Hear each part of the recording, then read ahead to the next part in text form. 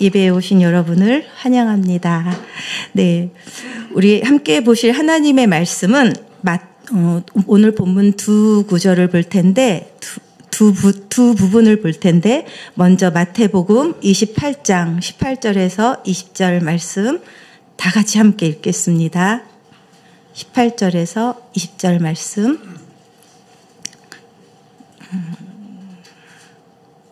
같이 읽겠습니다. 시작.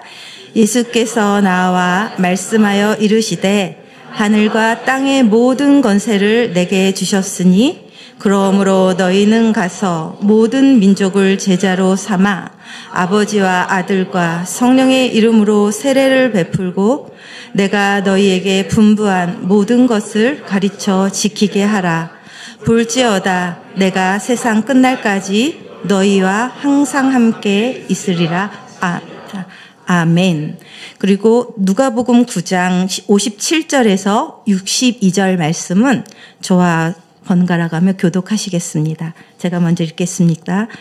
길 가실 때에 어떤 사람이 여짜오되 어디로 가시든지 나는 따르리이다. 꿈새도 집이 있으면 인자는 머리 둘 곳이 없도다. 또 다른 사람에게 나를 따르라 하시니 그가 이르되 나로 먼저 가서 내 아버지를 장사하게 허락하옵소서.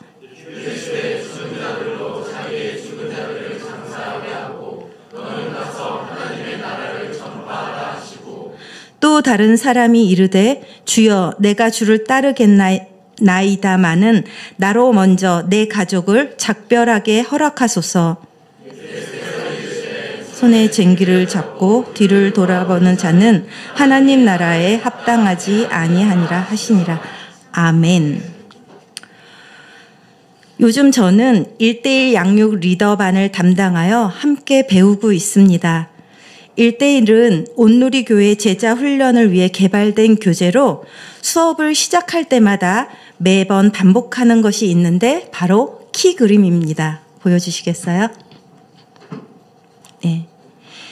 이 그림은 1:1을 통해 한 사람이 어떻게 그리스도인이 되며 또 믿음의 성장을 이루게 되는지 알려주는 그림으로 예수님이 다스리시는 삶, 예수님이 이 땅에 가져오신 하나님 나라의 백성된 제자로서의 삶의 모습과 내용을 나타낸 그림입니다.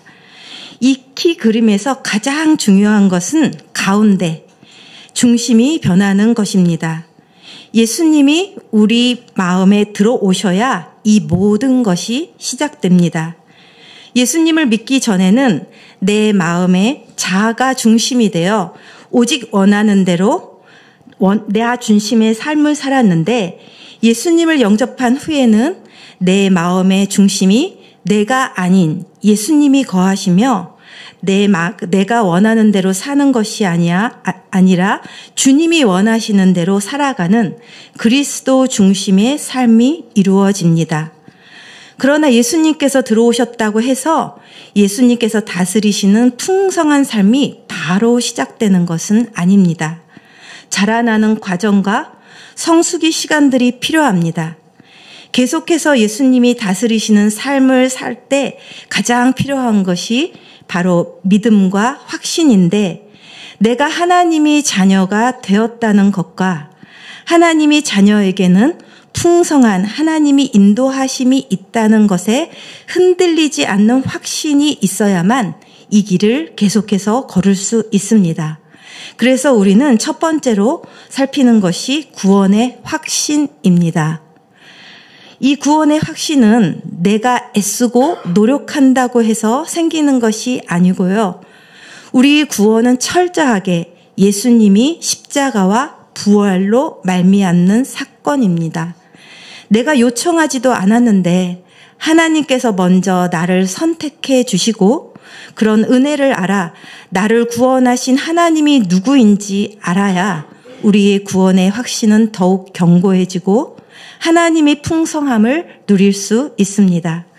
그래서 하나님을 알기 위해서 우리는 하나님의 속성 10가지를 살펴봅니다.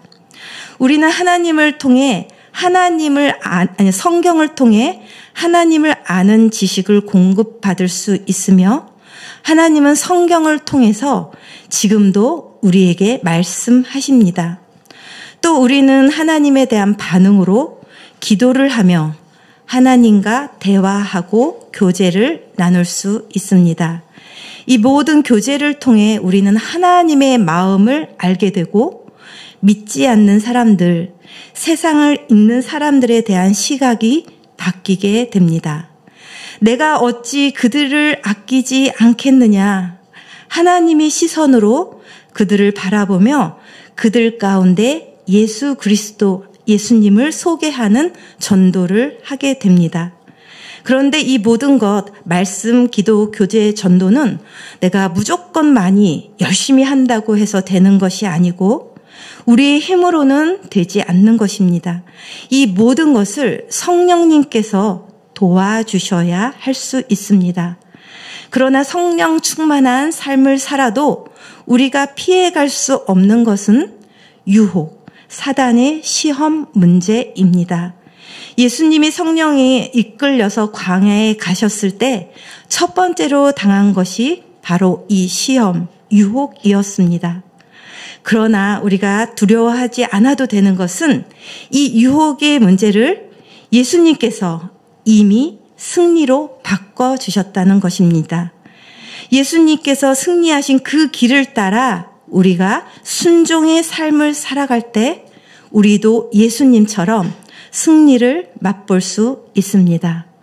순종 중에 최고의 순종은 주님의 꿈을 함께 공유하며 주님과 함께 헌신하고 주님을 위해서 살아가는 구체적 사역이 있는 삶. 이것이 가장 아름다운 순종의 모습이고 이 모든 것이 균형 잡혀 건강하게 구현되어지는 삶이 그리스도로부터 다스림을 받는 삶이며 참된 제자들이 삶의 모습입니다. 이것이 1:1입니다. 1:1 교육을 계속해서 받고 싶으신 분들은 다음 학기에 신청해 주시면 되겠습니다. 자, 그렇다면 이번에는 이제 이거 안 없어도 되겠고요. 네. 그렇다면 이제 최고의 순종을 하기 위해서 주님께서 제자들에게 맡기신 일이 무엇인지 살펴보았으면 좋겠습니다. 많은 말씀들이 있지만 예수님께서 직접 제자들에게 마지막으로 부탁하신 말씀이 가장 중요한 말씀이 아닐까 생각합니다. 그래서 오늘 말씀 본문 마태복음 28장 19절 말씀을 보면 우리 한번 같이 읽어볼까요? 시작.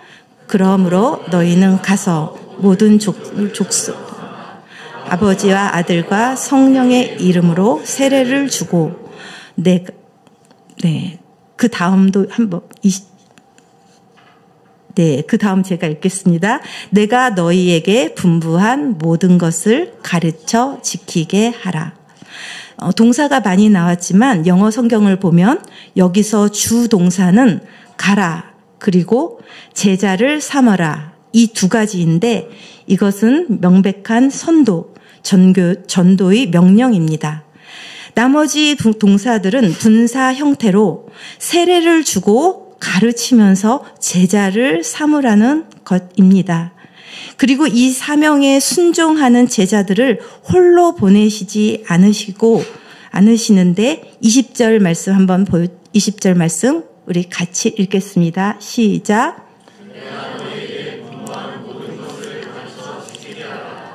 불천아 내가 세상 끝까지 너희와 항상 함께 하시라. 아멘. 이 말씀에 순종하는 제자들은 하늘과 땅의 모든 권세를 받으신 주님이 끝까지 항상 함께하는 특권을 누리게 된다고 합니다.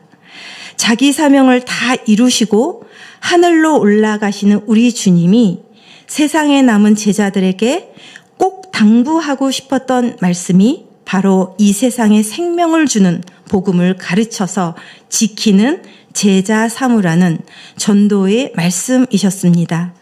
그리고 이어지는 교회 역사가 바로 사도행전입니다. 성령 행전이라고 부르기도 합니다.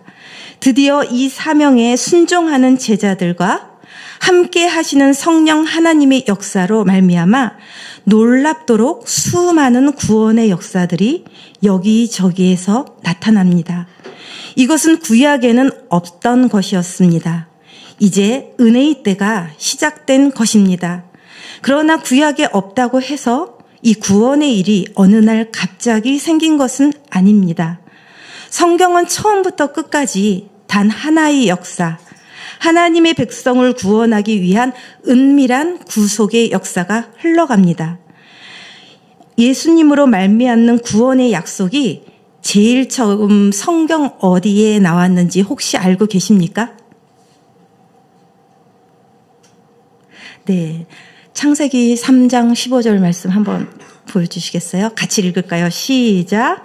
내가 너로 여자의 원수가 되게 하고 내 후손도 여자의 후손과 원수가 되게 하리니 여자의 후손은 내 머리를 상하게 할 것이요 너는 그의 발꿈치를 상하게 할 것이라 하시고 여자의 후손, 우리는 이제 누군지 알고 있죠? 예수님은 내 머리, 사단의 머리를 상하게 할 것이요. 예수님을 처음으로 소개하는 글이 놀랍게도 이 창세기에 나와 있어요. 하나님께서 세상을 창조하시자마자 성경을 딱 한 장 넘겨서 인간은 죄를 지었습니다.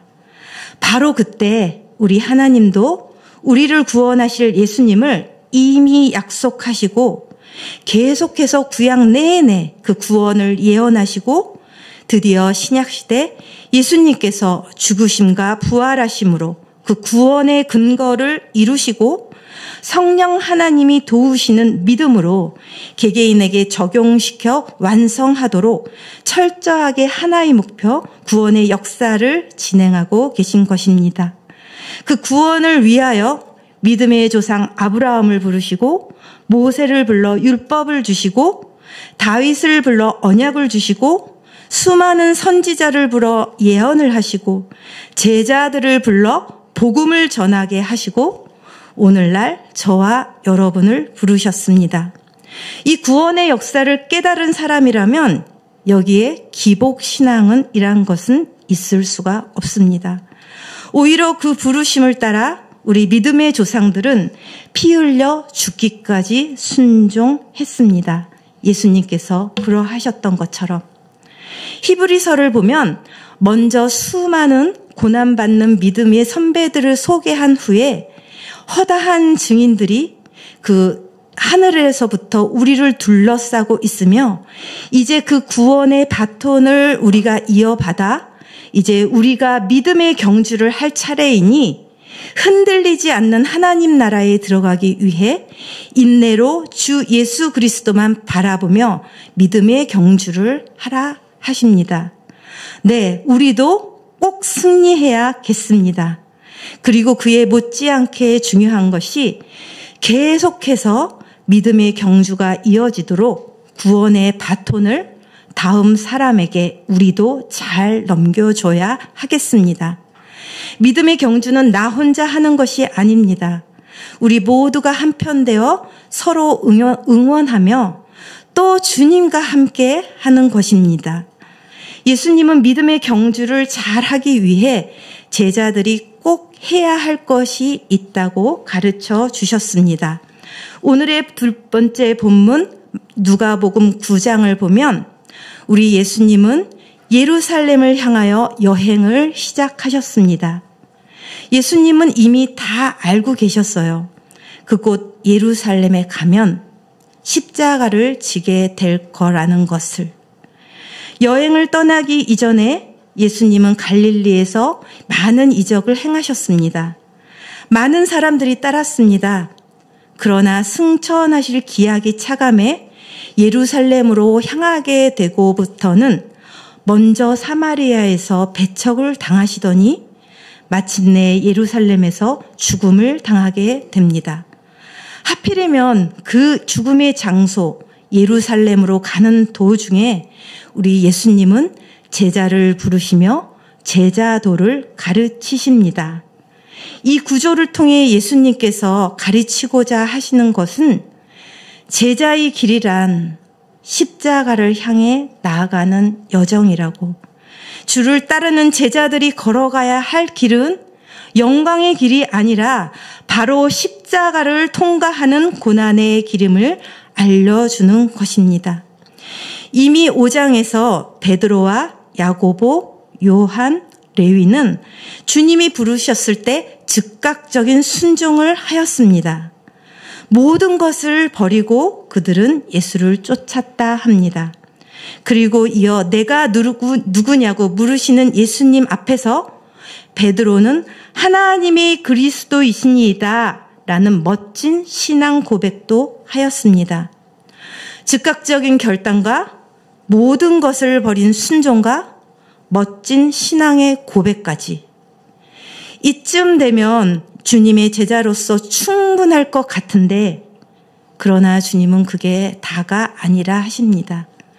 제자들에게는 아직 걸어가야 할 길이 남아 있습니다. 그래서 예수님은 제자들을 데리고 예루살렘에서 버림받을 여행을 시작하십니다. 사실 예수님도 이 잔을 피하고 싶었습니다. 그래서 오히려 예수님은 굳게 결심하셨습니다. 핍박의 장소, 죽음의 장소, 예루살렘을 향하여 가기로 주님은 결심하셨습니다. 이처럼 고난과 핍박을 다 알고도 굳게 결심한 예수님처럼 십자가의 길을 가는 것이야말로 모든 제자들에게 요구되는 근본적인 부르심이라는 것입니다. 그 순종의 자리에서 마침내 하나님의 뜻이 이루어질 것입니다. 예수께서 병을 고치시고 귀신을 쫓아내는 이적을 행하자 예수님을 따르고자 하는 무리들이 많이 생겨났습니다. 제일 먼저 예수님이 부르지도 않았는데 스스로 예수님을 쫓기로 결심한 사람이 나옵니다. 어디로 가든지 나는 따르리이다. 그의 결심은 앞선 제자들과 다르지 않습니다. 그런데 예수님은 유독 그에게는 다른 대답을 하십니다. 왜냐하면 하나님이신 예수님은 말과 행동을 넘어 지원자의 의도를 정확히 보고 계셨기 때문입니다. 예수님은 인자는 머리 둘 것이 없다며 제자의 길이란 부귀영화를 누리는 길이 아니라고 하십니다. 제자란 하나님 나라의 사명을 가진 자로서 세상적인 차원에서 보상을 기대하고 쫓을 일이 아니라 하십니다. 예수가 세우려는 나라는 하나님이 통치하는 나라로서 그 나라의 질서는 가장 작은 자가 대접을 받고 상대방을 위하여 자신을 희생하는 나라입니다. 예수님이 우리를 구원하기 위해 이 땅에 오셨으나 아무에게도 그 가치를 인정받지 못하고 머리를 둘 곳도 없이 오해받고 매도되다가 결국 십자가에서 죽으심과 같이 제자가 예수를 따르며 희생하는 것은 이 세상에서 인정받지도 못하고 보상받지도 못할 길을 알고도 가는 것이라고 제자는 이것을 분명히 해두어야 한다고 말씀하시는 것입니다. 계속해서 두 번째 사람은 비록 집 없이 떠돌아다니는 고달픈 생활일지라도 나는 감당하고 예수를 따르겠다고 합니다. 다만 그 전에 먼저 부친을 장사하게 허락해 줄 것을 요청합니다. 그의 요청은 매우 타당한 것처럼 보입니다. 보상받지 못할 길을 인정하고 있으며 자기의 소명을 거절하지도 않고 또한 당시 유대인에게 중요한 부모에 대한 자식으로서의 도리도 외면하지 않고 있습니다. 오히려 우리 주님의 대답이 무정하기 짝이 없는 것처럼 보이지만 모든 것을 다 알고 계시는 주님은 항상 옳으십니다.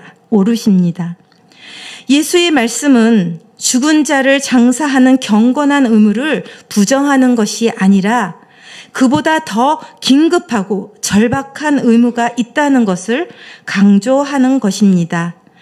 부모를 장례하는 것은 모든 유대인에게 계명으로 주어진 경건한 의무였지만 특별히 나신 인이 서원을 하거나 대제사장에게는 이 의무가 면제되었습니다. 이처럼 예수님께서 택하신 제자는 제사장과 같이 특별한 사명으로 구별되어져야 한다는 것입니다. 너는 가서 하나님 나라를 전파하라. 이런 명령을 받은 제자의 사명은 이처럼 특별합니다. 구원자 예수가 이 땅에 오심으로 하나님 나라가 이제 시작됩니다. 제자는 예수님이 길을 따라 쫓으며 그 하나님 나라를 선포해야 하는 사명을 받았습니다. 왕이신 예수가 지금 이곳에 와 계신데 하나님 나라가 이제 시작되고 있는데 그 종된 제자가 어찌 긴급하고 절박하지 않을 수 있겠습니까? 이어지는 세 번째 지원자의 요청은 엘리사가 엘리야로부터 부르심을 받았을 때와 비슷한 상황입니다. 그때 엘리사에게 작별 인사를 하는 것이 허락되어 소를 잡고 잔치를 벌인 후에 엘리야를 쫓아갔지만 예수님은 제자에게 가족에게 작별 인사를 하는 것조차 허락하고 있지 않습니다. 도대체 주님은 가족에게 작별 인사하는 것마저 허용하지 못할 만큼 무정하신 그런 제자의 삶만 요구하시는 분일까요? 그럴 리가 없으시죠? 여기서도 이유는 마찬가지입니다. 구약에는 없던 하나님 나라가 도래했기 때문입니다. 지금 예수 그리스도가 고난의 장소, 그러나 승리의 장소로 가고 계십니다. 더 이상 하나님 나라는 미래가 아닙니다. 이제는 예수 그리스도를 통해 예언된 말씀이 성취되어야 하고 하나님 나라의 도래를 선포하기 위해 새로이 제자라는 직분이 세워져야 할 때가 바로 지금입니다. 예수님과 제자들에게 있어 하나님 나라는 지체할 수 없이 가장 현재적인 우선순위로서 손에 쟁기를 잡고 일해야 될 때가 바로 지금인 것입니다. 제자란 엘리사에게 부여된 선지자의 임무보다 더 긴급하고 더 절박한 요구를 가진 자입니다. 그러기에 쟁기를 붙잡고 있는 자가 뒤를 돌아보고 있는 것은 도무지 합당치 않으며 다른 일을 추구하다가 하나님 나라를 위한 선포가 연기되는 것도 용납할 수 없는 것입니다. 이처럼 예수님께서 예루살렘을 향한 여행 중에 하나님 나라와 그 제자의 길을 가르치는 것은 오늘날 예수님 따를 것을 다짐하는 우리도 장차 나아갈 신앙의 여정이 어떠할까를 각오하게 합니다. 본문에서 개인의 반응은 전혀 나오고 있지 않습니다.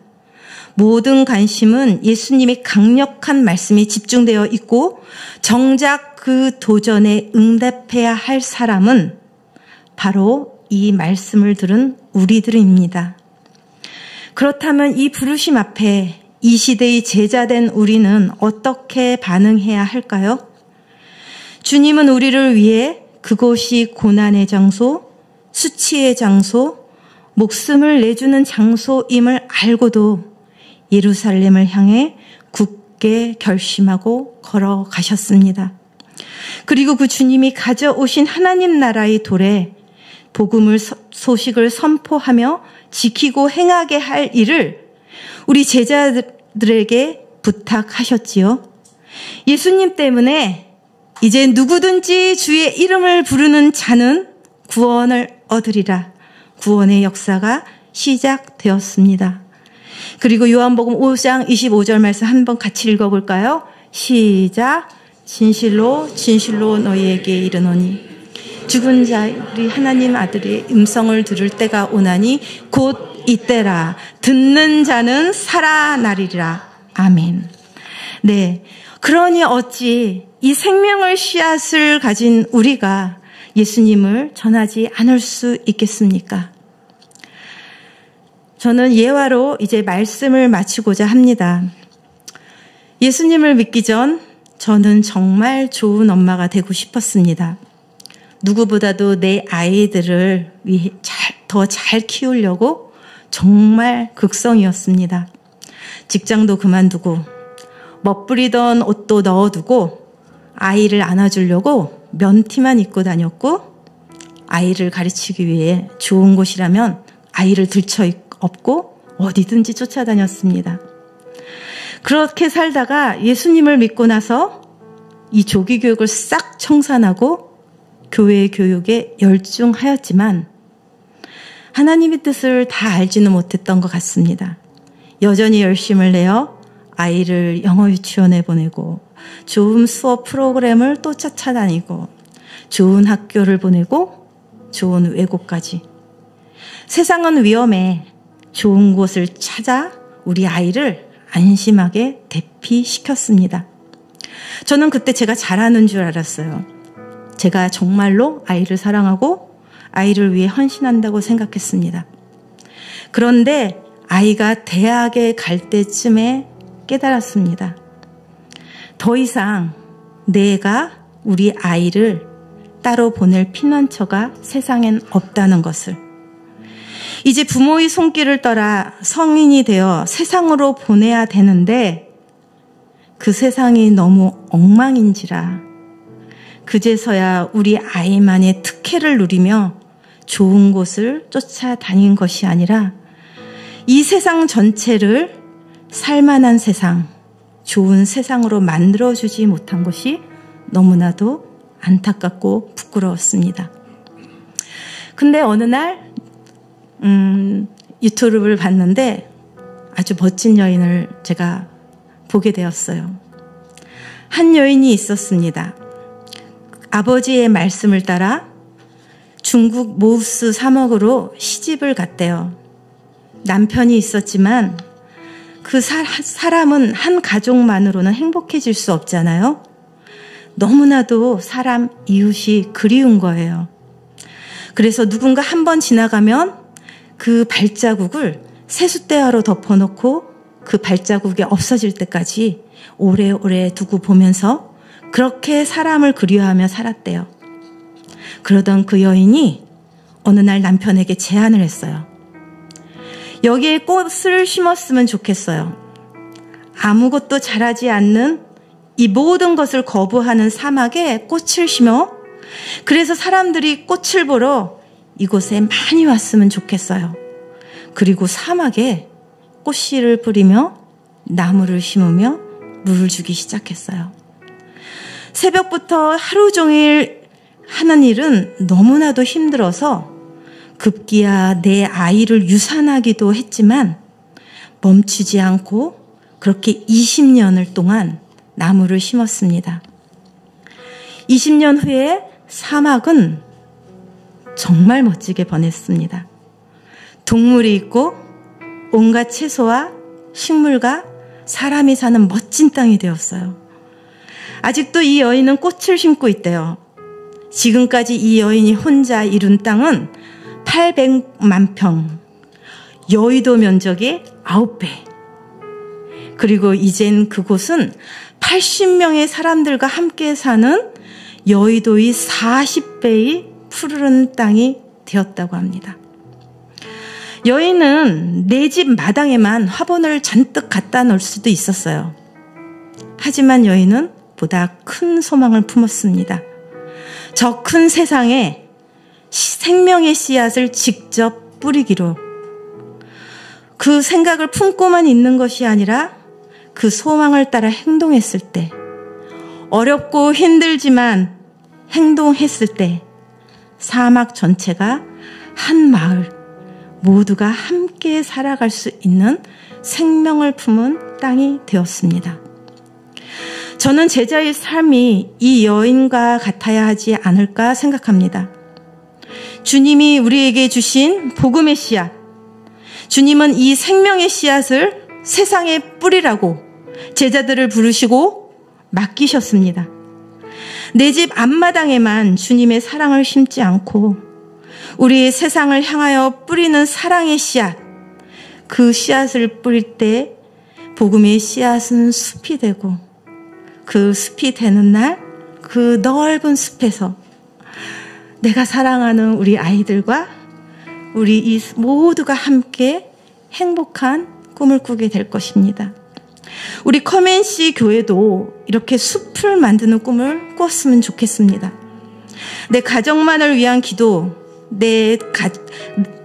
나만을 위한 기도, 내 가정만을 위한 기도, 우리 다락방만을 위한 복음, 또 교회만을 위한 복음이 아니라 세상 모든 것에 물이 바다 덮음과 같이 우리 여호와를 인정하는 것이, 높이는 것이 가득할 수 있도록 그렇게 하나님 나라의 도래를 꿈꾸며 내게 맡겨진 작은 일에 내 집 앞마당에서부터 또 내 주변 이웃에까지 그 조금씩 지경을 넓혀 복음의 씨앗을 뿌리는 우리가 됐으면 좋겠습니다.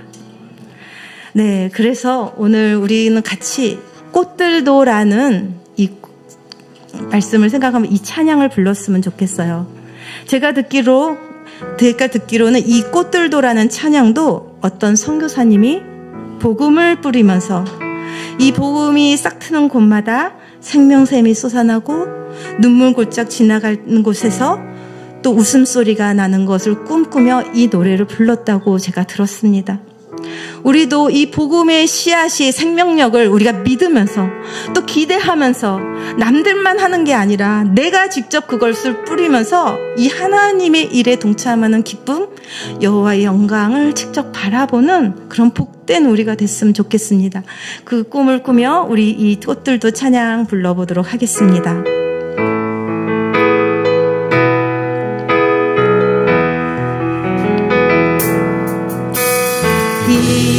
이곳에 생명샘 솟아나 눈물 골짝 지나갈 때에 머자나 열매 맺히고 웃음소리 넘쳐나리라. 아멘. 한 번 더.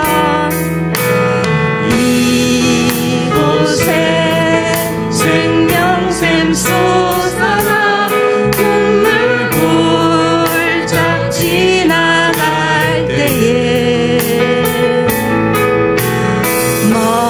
머자나 열매 맺히고 웃음소리 넘쳐나리라.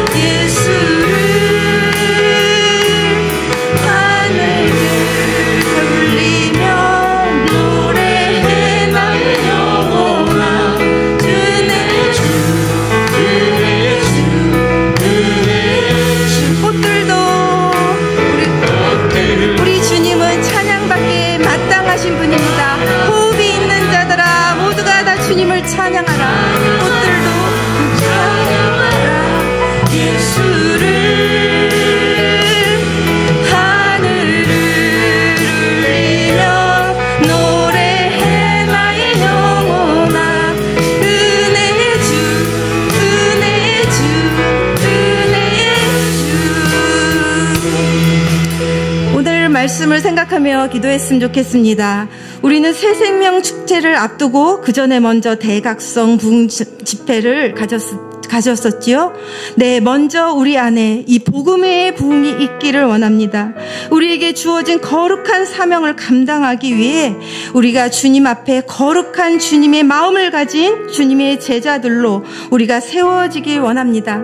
내가 어찌 그들을 아끼지 않겠느냐. 하나님과 심정이 통하고 주님이 살아계심을 확신하며 주님이 가져오신 하나님 나라를 확장하기 위해 주님이 어디로 인도하시든지 거침없이 따라가는 우리가 주님의 제자들로 일어서기 원합니다. 우리 주님께서 함께 하신다고 약속하셨습니다. 하나님, 이 말씀이 우리 가운데 살아 움직여 우리가 누구인지 알게 하시고 우리가 담대히 주의 보좌 앞으로 나아가 정말 주님께서 인도하신 그 길을 끝까지 따라 나갈 수 있도록 하나님 그 힘을 공급하여 주옵소서. 주여 부르고 기도하시겠습니다. 주여. 하나님 아버지 그렇습니다. 하나님께서 아버지 정말 하나님 나라가 통일했다고 말씀하셨습니다. 이제 우리에게 그 아버지 주님의 복음 같은 대로 주님이 대접하시라고 우리를 정말 소프시니 초청하셨습니다. 하나님 아버지 우리가 그 주님이 우리에게 주신 그 사랑이 아버지 그 사랑을 받기 원합니다. 아버지 그 사랑의 무게와 너비와 깊이를 깨닫기 원합니다. 먼저 그러기 위해 우리가 주님과 심정이 통하고 하나님의 마음을 알아야겠습니다. 하나님 아버지 이곳에 모여 하나님의 주님의 말씀을 듣고 하나님의 말씀을 주님을 이루시고 성령 하나님 아버지 주님께서 강구하는 이 세상을 통한 자리를 보여주게 하시고 아버지 그 자리를 결코 뒤로 물러서지 않는 예루살렘 그것까지 아버지 정말 따라가는 하나님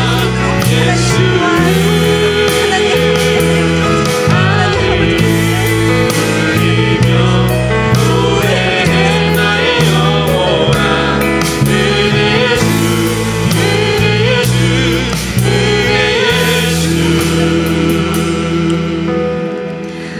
하나님 아버지 오늘 우리가 하나님의 말씀을 들었습니다. 하나님의 부르심을 들었습니다.